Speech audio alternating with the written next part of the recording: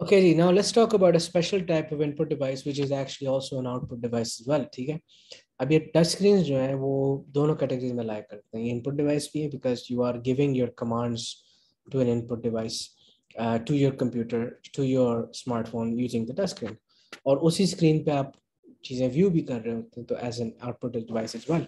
ठीक है, तो ये आपका टच स्क्रीन है. आपके कोर्स में हमने 3 किस्म की टच स्क्रीन पढ़नी है. एक आपका कैपेसिटिव है, रेजिस्टिव है, और फिर आपके पास आ जाता है इंफ्रारेड. ठीक है, अब जरा इनको वन बाय वन देखते हैं. बाय द वे, हम जो है ना इस वक्त जो यूज़ कर रहे हैं ज़्यादातर वो आपकी कैपेसिटिव डिस्प्ले है. अब इसका वर्किंग प्रिंसिपल क्या है? आपके पास कैपेसिटिव स्क्रीन में ग्लास लेयर्स यूज़ होती हैं.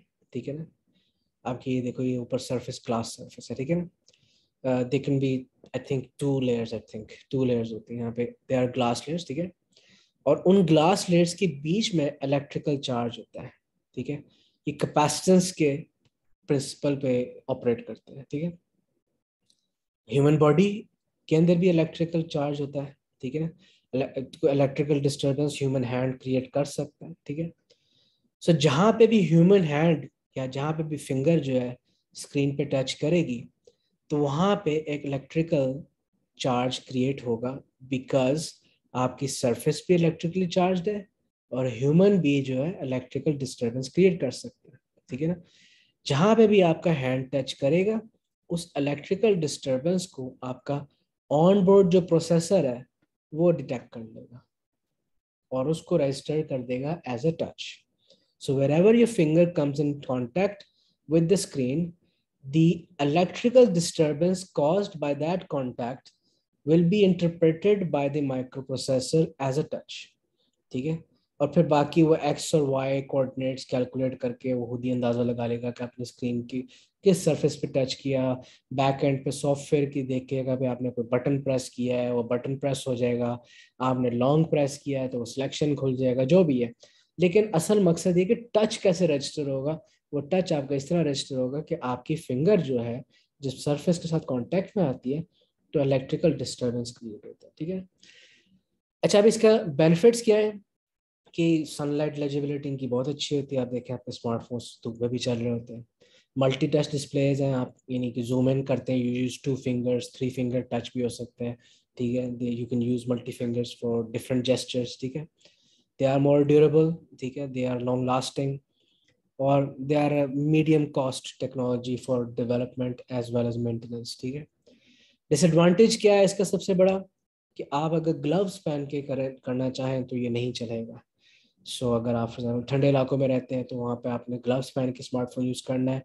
तो चूँकि ग्लव्स जो है एक इंसुलेटर है, आपके इलेक्ट्रिकल जो है वो कंडक्शन यहाँ पे किसी तरीके से नहीं होएगी, इलेक्ट्रिकल डिस्टर्बेंस यहाँ पे नहीं क्रिएट होगी, इस वजह से आपका टच भी रजिस्टर नहीं होगा.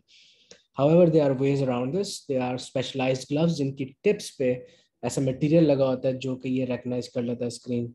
या फिर अगर आप स्टाइलस, जो कि पेन टाइप चीज़ होती है फ़ोन्स के, आजकल गैलेक्सी नोट वगैरह में आ रहा होता है, तो आप स्टाइलस जो है वो यूज़ करके स्क्रीन के एलिमेंट्स पर टच कर सकते हैं वाइल वेयरिंग योर ग्लव्स. ठीक है, ये दोनों ऑप्शन हैं जिससे आप उसका हल निकाल सकते हैं. लेकिन on the get go you can not touch use the phone with the gloves on if it has a capacitive screen. ठीक है, ओके जी. अब आ जाते हैं रेजिस्टिव डिस्प्ले पे. अब रेजिस्टिव डिस्प्ले में बेसिकली क्या होता है कि इसके अंदर दो दो लेयर्स होती है. एक अंदर की ग्लास लेयर होती है और ऊपर की आपके पास एक पॉलिएस्टर लेयर होती है जो कि फ्लेक्सिबल लेयर होती है. और इन लेयर्स के बीच में यहाँ पे एक एयर गैप होता है. एक गैप है बिल्कुल एम्प्टी स्पेस का. ठीक है, अब क्या होता है कि जब मैं किसी जगह पे स्क्रीन को प्रेस करता हूँ एज अ टच, तो क्या होगा कि ऊपर वाला जो फ्लेक्सिबल पॉलिएस्टर फिल्म है वो थोड़ा सा बेंड करके नीचे वाली ग्लास लेयर के अंदर कांटेक्ट में आ जाता है. ठीक है, ये जो गैप दिया हुआ इसी वजह से गैप दिया कि when I touch it it will move and come in contact with the glass surface below. और जहाँ पे भी मैंने टच किया होगा वही बात होगी कि मेरे processor will recognize this touch, because जहाँ पे भी मेरी फिंगर ने टच किया है और ये ऊपर वाली बॉडी जो पॉलिएस्टर है, पॉलिएस्टर फिल्म है, वो ग्लास सरफेस के साथ कांटेक्ट में आई है, तो ये समझे कि यहाँ पे जहाँ पे कांटेक्ट बना है ना, इस जगह पे एक सर्किट क्लोज हो गया. और जब सर्किट क्लोज हो गया तो मेरे माइक्रो प्रोसेसर को पता चल जाएगा कि आपने स्क्रीन के इस हिस्से को टच किया है। और जब उसको ये पता चल जाएगा तो वो एक्स और वाई कोऑर्डिनेट के हिसाब से लगा लेगा कि आपने स्क्रीन पे किस चीज़ को टच किया, और वो फिर उस हिसाब से जो एक्शन टेक प्लेस करना है, बटन प्रेस है, जो भी है वो कर लेगा। लेकिन प्रिंसिपल इसका ये है कि टॉप पॉलिएस्टर लेयर और नीचे ग्लास लेयर, और दोनों लेयर्स के बीच में एक गैप है। गैप इसलिए क्योंकि when I come in contact with the top layer, it will move, it will bend and come in contact with the bottom layer. और जब ये कांटेक्ट बनेगा, टच हो जाएगा, तो आपकी सर्किट्स जो हैं वो क्लोज हो जाएंगे, ठीक है। और जब सर्किट क्लोज हो जाएगा तो आपके माइक्रो प्रोसेसर को पता चल जाएगा where you have touched on the screen. Advantage क्या है, ये cheaper to manufacture and cheaper to repair होगा। और सबसे बड़ा एडवांटेज ये है कि अगर आप चूंकि कैपेसिटेंस और इलेक्ट्रिकल डिस्टर्बेंस पे रिलाई नहीं कर रहा, फिजिकल मोशन पे रिलाई कर रहा, तो you can use this with stylus और glove, any sort of glove, any type of glove, specialised glove नहीं, आपने इसको ग्लव के साथ यूज करने का है। लेकिन डिसएडवांटेजेस क्या है, it's not as durable as your capacitor. Screen जो है ना, उसकी विजिबिलिटी का एक मसला है, क्योंकि पॉलिएस्टर जो है वो not that good visible system. Eventually age के साथ थोड़ा सा कलर भी फेड होने लग जाता है ऊपर पॉलिएस्टर फिल्म का। एंड सबसे बड़ा मसला ये है कि सिंगल टच सपोर्ट करता है। जैसे आपके कैपेसिटर में मल्टी टच डिस्प्ले होता है ना, यहाँ पे आप सिर्फ एक ही जगह को एट अ टाइम टच कर सकते हैं। So it's not is in that sense is not usable, ठीक है। अच्छा जी, अब आ जाते हैं तीसरे मेथड पे, इंफ्रारेड पे, ठीक है। अब इंफ्रारेड में भी दो वेरिएशंस हैं, एक ऑप्टिकल है और एक हीट सेंसिटिव है। ऑप्टिकल की एग्जांपल आपके सामने बनी है।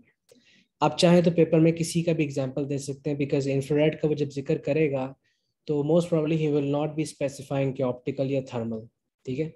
लेकिन अगर आप चाहें, which is more easier to explain, is the optical one, ठीक है। अब होता क्या है दोनों में, मैं डिफरेंस बता देता हूँ आपको कि इसमें आपके, फॉर एग्जाम्पल अगर आप ऑप्टिकल को देखें तो इसमें क्या है कि आपके पास स्क्रीन के चारों तरफ इंफ्रारेड रेज जो है उनकी ग्रिड है। ये देखो हर तरफ से ग्रिड है, यहाँ से शुरू हो रही है, यहाँ पे खत्म हो रही है, यहाँ पे शुरू हो रही है, यहाँ पे खत्म हो रही है। एक through out grid of infrared lights है, ठीक है। अब होगा क्या कि जहाँ पे मैं स्क्रीन को टच करूंगा, यहाँ पे फॉर एग्जांपल टच किया है, तो अब यू नोटिस कि ये वाली ग्रिड, ये वाली लाइन टूट गई है और ये वाली लाइन टूट गई, बिकॉज यहाँ पे एक बीच में सॉलिड ऑब्जेक्ट आ गया। अब जब आपके पास एक इंफ्रारेड जो रे टूटी है, उसकी वजह से आपके प्रोसेसर को समझ आ जाएगा कि ले जी यहाँ पे आपने इस x और इस y पोजीशन पे, सॉरी इस x और इस y पोजीशन पे आपने आके टच किया है। और जब आपको कोऑर्डिनेट समझ आ जाते हैं तो microprocessor can, onboard computer system will be able to detect where on the surface you have touched, ठीक है। Now this is the working of the optical method कि आपके पास एक पूरी आईआर सेंसर्स की ग्रिड है चारों तरफ, और वो ग्रिड जो है आईआर जो रेज है, इंफ्रारेड रेज हैं, वो ब्लास्ट कर रही हर तरफ से। और जहाँ पे आप टच करोगे वहाँ पे एक रे टूट जाएगी, एक्स और वाई वाली रेज टूट जाएंगी, और एक्स और वाई की पोजीशन पता चल जाएगी आपने टच कहाँ पे किया। On the other hand heat sensitive का मतलब ये है कि आप अगर फॉर एग्जांपल आपकी बॉडी जो है वो हीट जनरेट करती है, और इंफ्रारेड सेंसर्स जो है वो हीट डिटेक्ट करते हैं। सो टेक्निकली जहाँ पे आपका बॉडी जो है, आपकी जहाँ पे फिंगर सरफेस को टच करेगी, एक टेम्परेचर डिफरेंस कॉज होगा। उस टेम्परेचर डिफरेंस की वजह से आपका processor will be able to detect where on the screen you have touched. तो आपकी जो हीट सेंसिटिव अप्रोच है वो ये है कि वो आपकी बॉडी टेम्परेचर को यूज करते हुए आपकी जो है ना स्क्रीन टच को डिटेक्ट करता है, ठीक है। ये दोनों आपकी मर्जी है, आपने दोनों में से किसी का जिक्र करना है। मोस्ट स्टूडेंट्स जो है वो ऑप्टिकल को प्रेफर करते हैं because it's more easy to explain, ठीक है। हीट सेंसिटिव भी सही है, लेकिन असल में क्वेश्चन ये है, आपसे पूछा जा सकता है कि कैपेसिटिव रेजिस्टिव के अलावा कोई टेक्नोलॉजी का जिक्र करें। और अगर आपका इस तरह का क्वेश्चन है तो आप इंफ्रारेड का जिक्र कर सकते हैं, और इंफ्रारेड में आप एक्सप्लेनेशन चाहे थर्मल की दे दें, सॉरी हीट सेंसिटिव की दे दें, या ऑप्टिकल की दे दें, that's completely up to you, ठीक है। अब एडवांटेजेस क्या है इसकी, दे आर मल्टी टच, ठीक है ना, इसमें मल्टी टच सपोर्ट किया जा सकता है। अगर आप ऑप्टिकल यूज कर रहे हैं तो आप ग्लव्स के साथ भी यूज कर सकते हैं।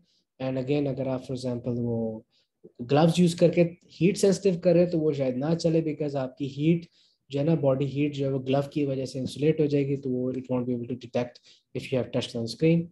एडवांटेजेस की क्या है, good screen visibility and they are durable. Disadvantage क्या है, they are expensive. they are expensive to repair and they're expensive to manufacture. So that's why इतनी widely used है ही नहीं, अब शायद बिल्कुल भी नहीं यूज नहीं होगी. एंड मोस्ट इम्पोर्टेंटली अगर आप थर्मल वाला यूज कर रहे हैं तो आप उसको ग्लव के साथ नहीं यूज कर सकते. ठीक है, तो ये तो थे आपके टच स्क्रीन की तीनों वेरिएशंस.